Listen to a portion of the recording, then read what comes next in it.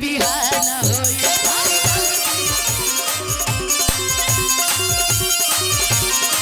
अरे लइका या बुढ़ावा जवान बोलता रे लइका महंगी के आड़ में बाजार बोलता रे जयप्रकाश भैया के बहुत सारा स्वागत अभिनंदन दसवीं के बिना सुधार ना होई सुधार ना होई ये लाइन ये लोग बोलेंगे ए भाई लालू बिना चले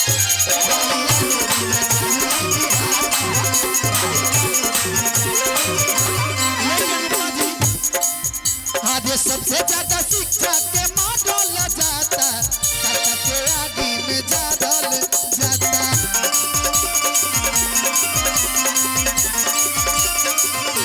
सबसे ज्यादा शिक्षा के मॉडल जाता टाटा के आगे में जादल जाता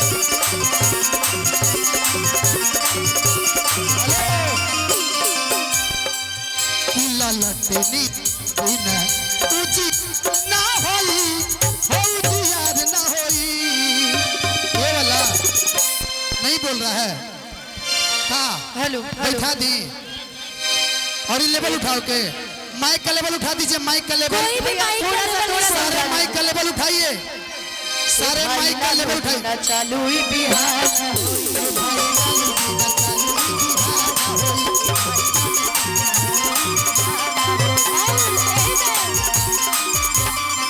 भैया तेजस्वी कर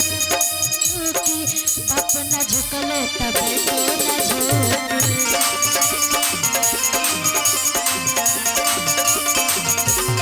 भैया तेजस्वी कर नहीं रुकी बाप न झुकले तब तो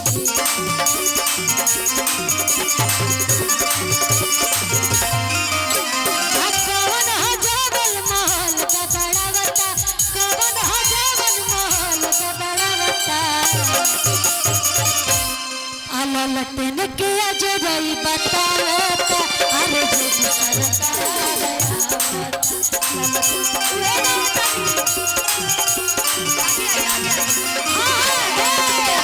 भैया कहता रे जानत नहीं कौन कुछ रुक ई दू जना बाड़े नु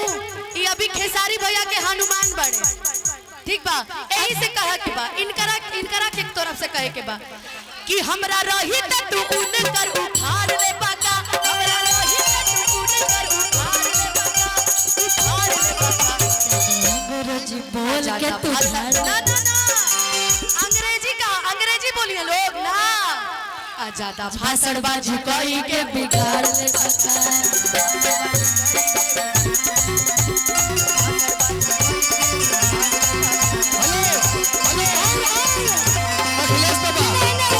अखिलेश सर भाई देखिए इधर सुनिए भैया तेजस्वी के रथ नहीं रुकी बाप न झुकले तब तो न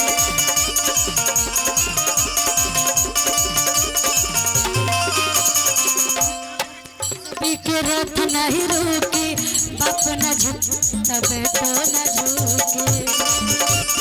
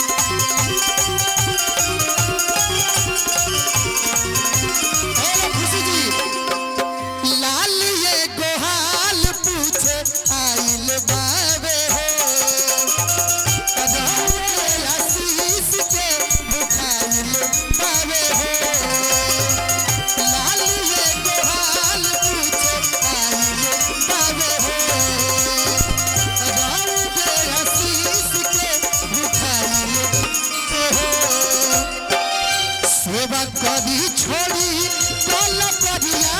आइल बा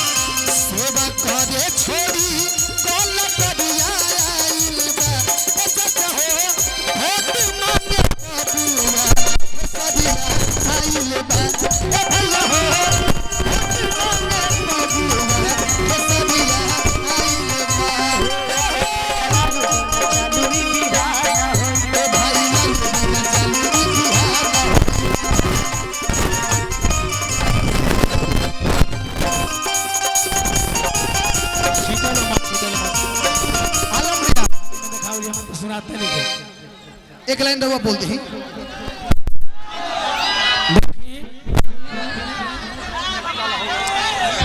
हेलो हेलो, आप लोग के पता बा कि 4 बजे तक के परमिशन रहे। आप लोग, आलम भैया हम सबकी जान है और इनके घर पे सारे कलाकार आ रहे हैं। ये आलम राज ऐसा व्यक्ति है कि 15 साल से 12 साल से खेसारी लाल यादव का छोटा भाई बन के है। तो हमें अपने घर में गाने का काम नहीं करना है, हमें अपने घर में बाहरी को बुला के गवाना है आप लोग के लिए, इंटरटेन के लिए। हम तो हमेशा अवेलेबल हैं छपरा में।